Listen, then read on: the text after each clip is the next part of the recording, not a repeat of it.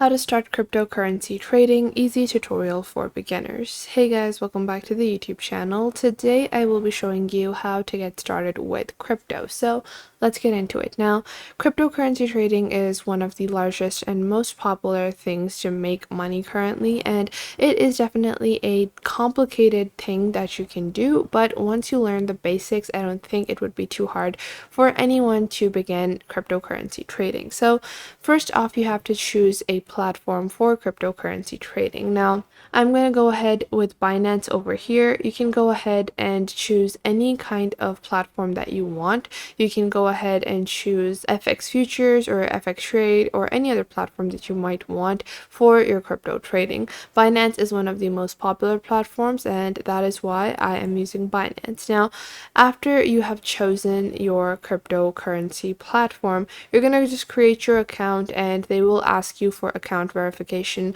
via email address, and you also have to submit your identity card or a verification for your identity on Binance to make sure that you are an actual person. So once your account is verified, you can continue trading. Now after that, if you go on to Binance.com, and if you scroll down over here, the first thing that you need to understand is coins like USD coin or USDC or USDT. Now, what are these coins? These are basically stable coins. These coins reflect what USD prices are. They are basically dollars in the version of crypto. So these are the crypto or the crypto tokens that are backed by the actual financial currency, which is dollars. So these two coins are called stable coins. These stable coins, you can see the price is the same, and there are other stable coins as well in the market, and these reflect the currency that they are representing. Now, once you understand what stable coins means, these are basically dollars in the form of a cryptocurrency. You need to understand why are these created. Now, on some platforms, on some currencies or in some cryptocurrencies, you can go ahead and directly deposit the amount of dollars or any euros, pounds, whatever, and buy that crypto token or buy that crypto item. So you can do a direct purchase, but a lot of these platforms don't offer you that. Instead, or a lot of the smaller tokens, for that you would actually have to go ahead and buy a stable coin like USDT or USDC, and once you buy that USDC or USDT, you can trade it for a smaller, less known coin like, let's say, Uniswap or AVAX. So let's say you can't buy a token that you might want directly with a card or with a direct payment, then you would first buy a stable coin and then trade the stable coin or trade the value of the stable coin for the value of the other token that you want. Now, on Binance, you can see on your top right, you have your wallet. So in your wallet, you're going to go into your overview. And if you want to begin, you're just going to click on deposit over here, and you can choose what kind of deposit you want to do. If you have never bought any kind of crypto before, you can do a fiat deposit or a buy crypto with card deposit. It's basically the same thing. But if you have a crypto wallet already where you have some cryptocurrency of your own, you can do a direct crypto deposit.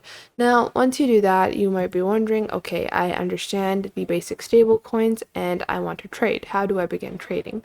Well, if we go on with the example of Binance, so on Binance you have multiple different types of trading, but the two most popular are spot trading, and if you go ahead in the derivative section, you have futures trading. So if you go ahead into spot trading over here, what does spot trading mean, and how do you actually read these graphs? Well, it's very simple. Spot trading basically means where you are going to, let's say the current price of BTC is $22,770. So what I'm going to do in spot trading is that I am going to purchase this at this price, and then I would be holding that Bitcoin. And after I have purchased it and I'm holding it, I can later on choose to sell it at a higher price, like you would do with any other financial investment. So that is how spot trading works. It's very simple, and the way that you purchase spot trading offers on Binance is that you can scroll down over here and you have this section called buy BTC or sell BTC, and we are in the spot market, and you're going to click on limit. So what does limit mean? Well, limit basically means the current price of BTC is 22,792 or 1. So you can see the price is constantly changing. Now, what I can do is maybe I want to buy BTC, but I want to buy it at this price. So I want to buy it at 22. and I want to buy it at 700. So maybe I want to buy it at like $90 lesser than the current going price. So what I would do is I would put in a limit order. What this would allow me to do is that this would actually wait, and this would, if I click on buy BTC over here, so over here, I want to buy one BTC, and then you're going to click on buy BTC, and then it's going to appear in your open orders section in the bottom over here. Obviously, this is just a sample account, so it doesn't have the actual required funds, but it would open up in the open orders section in the bottom over here. And then on the left side of your screen, you're going to see all the orders, and this is the asking price, and the red one is the selling price that it is currently going for. So this data is going to illustrate the current market price. And once you purchase the BTC from here, you can choose to sell it whenever you want, and this is actual BTC that you are going to be holding till the time that you sell it. Now, what is the difference between futures trading then? Well, if I go on to futures trading over here, so this is a futures trading platform. Now, on futures trading, you're basically going to be betting on the price of Bitcoin. You're not going to be actually purchasing Bitcoin, you're going to be betting on the price of Bitcoin. So let's say that you expect the price of Bitcoin to go down. So you would click on sell/short over here and enter the expected price that you think it would go down to. So what is the last price that you think it would go down to?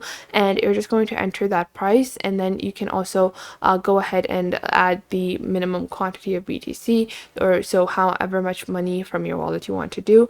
And then you can click on sell/short, which basically means that you expect the price of BTC to go down. Similarly, if you expect the price to go up, you can click on buy/long, and then you would be actually betting on the price of BTC to go high, and you would actually make money just by betting on this, and your initial investment would be given to you plus the interest rates. Now, with this, you have the propensity to leverage money. So you can see over here on the top, you have cross margins, you have 20x margins, and you can also take a look at your single asset mode. So you can see over here, this graph over here is going to enable you to leverage the BTC. So let's say that you want to leverage more money, then you can go ahead and leverage more money. So you can see the higher the leverage there is, the more risk that there is involved, but you can leverage money in a future trade. So if I'm trading my $100 and I move the leverage to 5 times, so that would actually mean I'm trading $500, not just my $100. So